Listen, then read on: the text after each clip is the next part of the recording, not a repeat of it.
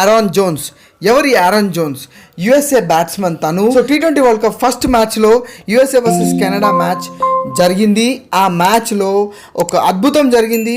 First Canada target ఇచ్చింది 195 runs target, చాలా పెద్ద టార్గెట్ అది. ఆ తర్వాత యుఎస్ఏ దీన్ని చాలా అంటే చాలా అద్భుతంగా చేసింది. సో ఈ చేజ్లో ఈ యుఎస్ఏ బ్యాట్స్మెన్ ఆరోన్ జోన్స్ అద్భుతంగా ఆడిండు తను. కానీ యుఎస్ఏ టార్గెట్ చేయడంలో స్టార్టింగ్లో చాలా తడబడ్డది. జస్ట్ 8 ఓవర్స్లో 48 ఫర్ 2 రన్స్ ఉండే. అప్పుడే ఈ బ్యాట్స్మెన్ వచ్చిండు, ఈ విధ్వంసకరమైన బ్యాట్స్మెన్ వచ్చిండు. తనే ఆరోన్ జోన్స్. తను సింగిల్ హ్యాండెడ్లీ యుఎస్ఏని గెలిపించేశాడు. యుఎస్ఏ పరిస్థితి ఎట్లుండే అంటే ఫస్ట్ 8 ఓవర్స్లో 48 ఫర్ 2 ఉండే. తర్వాత ఆరోన్ జోన్స్ వచ్చినాక నెక్స్ట్ 9.4 ఓవర్స్లో 149 ఫర్ 1 వికెట్. అంత అద్భుతంగా అంత విధ్వంసకరంగా బ్యాటింగ్ చేశారు. హిస్టరీ క్రియేట్ చేశారు వీళ్ళు యుఎస్ఏ బ్యాట్స్మెన్. T20 ఓపెనింగ్ మ్యాచ్లోనే ఇంత హిస్టరీ జరగడం అనేది అద్భుతం.